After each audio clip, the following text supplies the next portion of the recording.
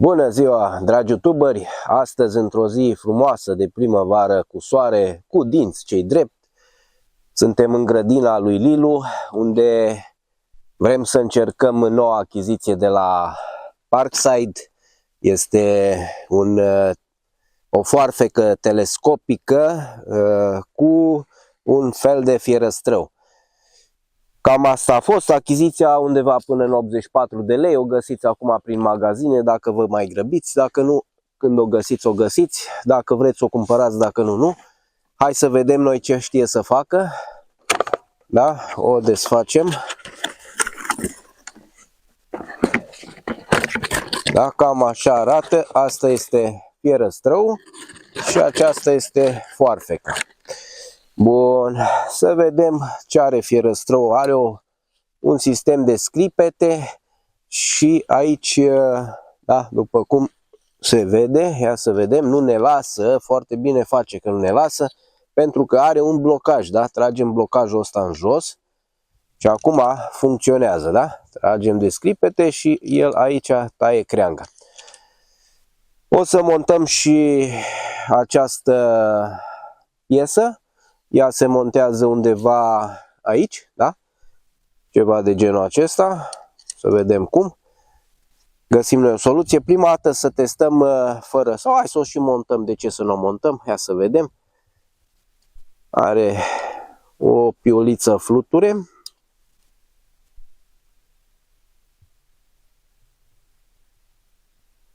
Așa. Așa aibă Grover să nu o pierdem. Și ia să vedem, are aici un nit, să zicem, așa, da, sper că se vede. Punem Groverul înapoi, pe care piulița fluture. Haide. Bun.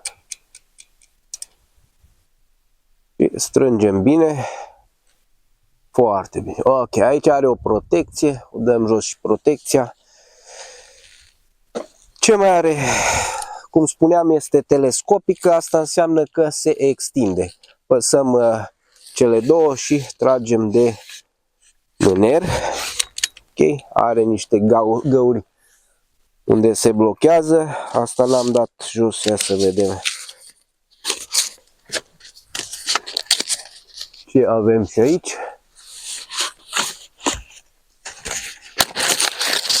Da, mai nimica, doar un sistem pentru a-l ține cu mâna. Ok. Cam asta este foarfeca. Ia să vedem de curiozitate cam cât se întinde. Da, cam asta este maxim. Ei zic că să tăiem de la 10 metri cu ea, adică distanța așa. Bun, hai să vedem. De exemplu, aici avem un măr, da?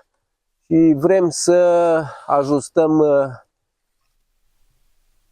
uite, creanga asta de aici, să mergem să o ajustăm, da?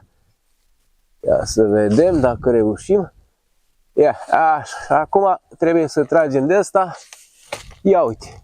Foarte ușor funcționează, da? Nu ne mai place nici ăsta. Foarte bine.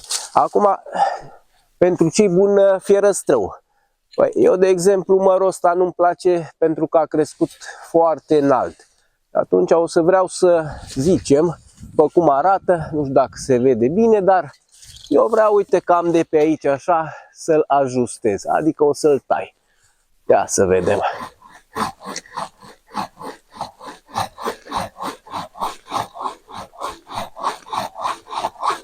Este destul de gros în zona respectivă.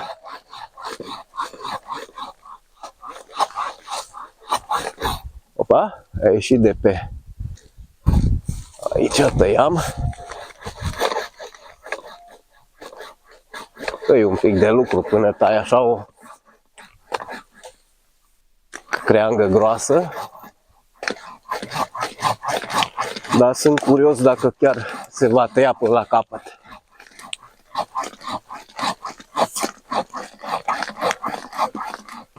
Și datorită formei fierăstrăului,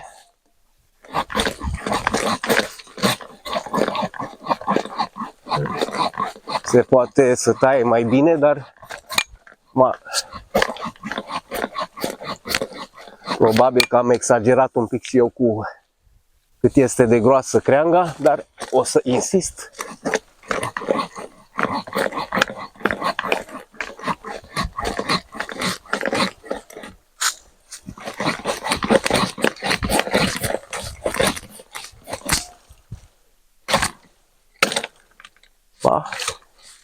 Vedem, cam gata, am tăiat.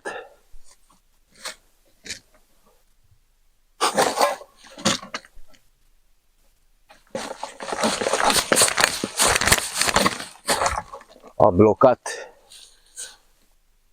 fierăstrăul.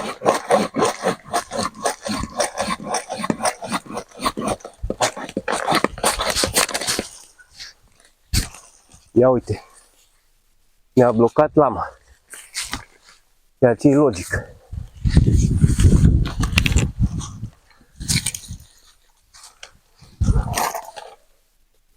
El este tăiat, dar vedem dacă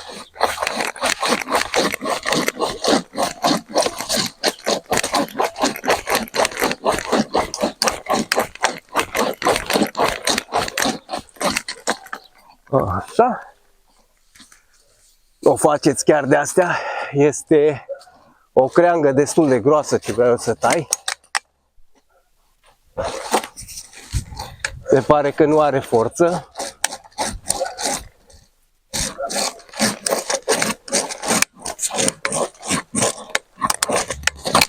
Ia uite ce fac cu el.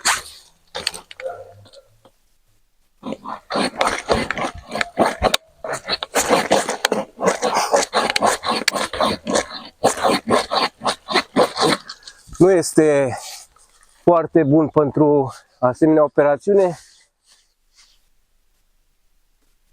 Acum, dacă tot am început, o să-l continui.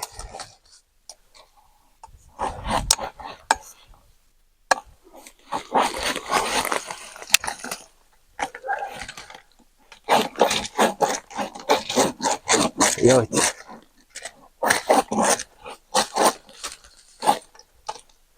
Deci lama este foarte mobilă.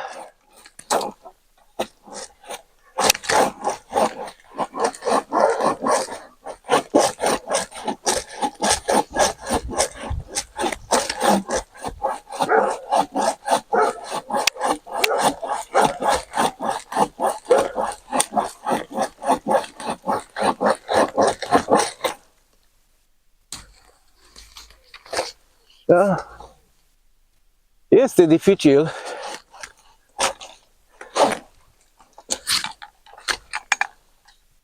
Aș zice chiar foarte dificil. Fiind și înălțimea maximă aproape.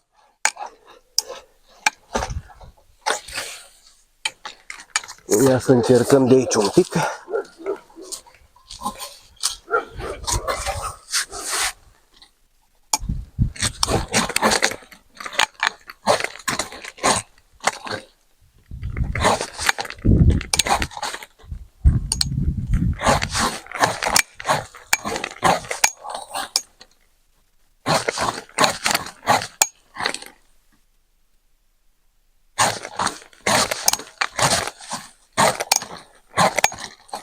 Ia uite-l, mă.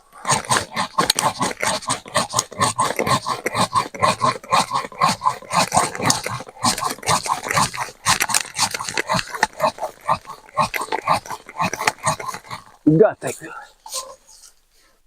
Cam asta este, ia să vedem, să-l împingem ușor de aici.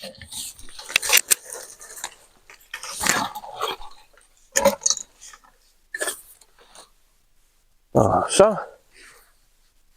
O tăietură nu prea frumoasă, va trebui să o mai ajustăm. Deci, cam asta e scula de la Parkside. Partea de foarfecă funcționează bine. Partea asta de fierăstrău, nu știu de ce, dar nu îmi place. Sau am încercat eu să tai ceva un pic mai mult decât trebuie. Da, pentru 84 de lei cumpărați-l, e bine să-l aveți, e extensibil. Ce să zic? Succes! Mulțumesc! La revedere!